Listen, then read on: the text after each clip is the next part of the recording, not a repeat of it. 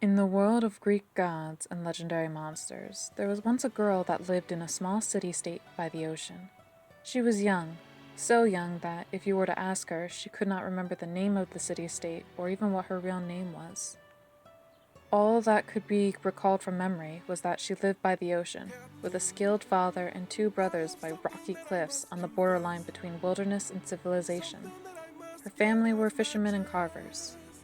Her brothers barely tolerated her bright personality, as they felt to blame their mother's death on her for surviving a difficult childbirth. Her father, though was sad at the loss of his wife, accepted and loved her, calling the child his little sunshine for how she could brighten and lighten the darkest of days. She was young, too young to understand. She loved being by the wild forest full of animals. She loved the smell of the ocean. So, when a bunch of strange men with ugly looks came to her family to trade, she thought nothing of it. Not until she saw her eldest sibling stabbed for questioning their sudden late-night appearance. Blood seeped to the ground, and amidst the chaos her father pushed her into her remaining brother's arms, telling them to flee while he held them off. As angry as her brother was for being told to flee like a coward, he knew better than to disobey. He was the younger of the two, the weaker of the two, and only knew how to gut fish.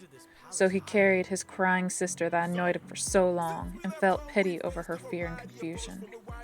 He raced down the unstable cliffside, scraping his bare feet on the rough edges before reaching the beach. He shushed his still crying sister from making noise. Before the men came and attacked, he had just prepped for a nighttime fishing trip, so his boat was already filled with proper supplies. He placed her in the boat with one of his extra knives. He never cared for her before, but with the death on their heels, he wanted more than anything for her to at least survive. So when the men shouted at them while racing toward the docked boat, he didn't even think.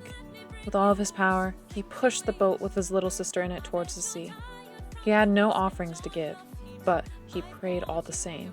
Poseidon, Ares, Hermes, any god that would hear his plea keep her alive while he spent his last moments fighting the men that already claimed his father and brother's lives. The little girl could do nothing as she traveled further and further away, forcing herself to watch her kin sacrifice. She questioned why things happened this way. The sea was rough. The wind roared at the tide and she felt helpless and alone. For a child so young, she couldn't understand why those men came. But her father taught her what to do to survive. He taught her how to respect the gods and ask for help. So she took off a bracelet on her wrist, the fanciest one she had, and a flask of her brother's wine, and placed it at the edge of the boat and prayed. She wanted to reach safety. She wanted a home where she could be loved and protected. A god answered her, though she had no idea who. She saw the bracelet and the wine vanish, only to stumble when the boat jerked into a different direction. It moved against the harsh waves that threatened to throw her overboard. This happened for days upon days. From sunrise to sunset, she would sit there, steadily depleting her rations as she waited. She thanked the deity that decided to help her every day, even if she had no name. She accepted the silence, but with time, she grew weak. A fever plagued her during her travels. Death was ready to come for her again when she finally made it to shore. With her sickness, her vision was blurry, so she had no understanding of the sudden noise engulfing her ears. For the first time in so long through the chaos, she felt warm.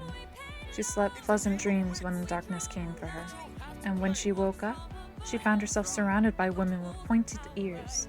They cooed over her as she asked where she was. She then met Circe, queen of the nymphs, ruler of the island she stayed, and the goddess of magic.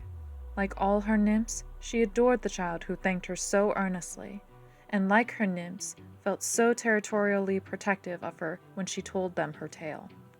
They immediately took her under their wing. They taught her how to cook and weave, how to create medicinal remedies, and in Circe's case specifically, how to protect herself. Time flew slowly on Circe's island, but the child grew all the same. She became a beauty that could rival the minor gods, tempered with compassion and wisdom befitting a child under the goddess of magic. She spent much of her days caring for the animals on the island, taming them. When she grew into adulthood, Circe granted her immortality so she could forever spend her days with them, and she accepted. A decision that kept her alive when others washed ashore. Despite being greeted and hosted properly, as per tradition to outsiders, these men, these monsters came with ill intentions. They attacked Circe and those under her care. They tortured them, and a darkness raged within all their hearts. When Circe decided that no longer would these pigs bring harm to her people, the girl, stubbornly holding on to the nickname Shishi to keep what little memory from her previous childhood alive, followed without question. She scouted the land with her animal companions daily, alerting her queen of intruders. She had no hand in their punishing transformations, but she felt guilty of their fates as she cared for them. Not all of them were evil. She knew that, but at the same time she was scared. She lost her home once before. She refused to lose it again. So she continued on with her duties, watching group after group turn into pigs and whatever other animal her protected queen saw fit. Things seemed no different when she spotted a boat with tattered sails and even more tattered men arrive on their shore. She expected things to turn out the same as they had so many times before, and for a while it did. But she saw the supposed leader of the group, Odysseus, the name she discovered from her spying animals, decide to confront Circe. Whatever happened, Shishi would not hesitate.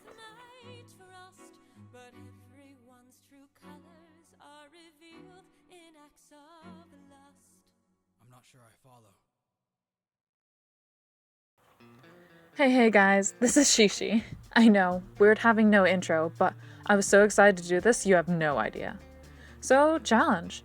I want to get those amazing creative juices flowing even more in the epic fandom. So, here's the deal. I challenge my nieces, Knockout and Froggy, links below, and if Starblast plays as an epic fan, again, linky link below, to make their own take on this. They have to make a character of themselves and create their own backstory in the world of Epic the Musical. As you can tell, Circe is my queen, I will stand by that. But once they do a video, if they want, no consequences this time, I promise, then they have to pick 2 or 3 people to keep that chain going.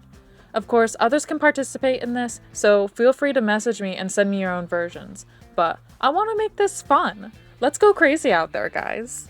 But yeah, that's all I really want to do. So thank you all for checking out my video, and feel free to like and subscribe since, this is just fun for me. So I'll see you guys next time. Can't wait to see your versions. Ciao for now.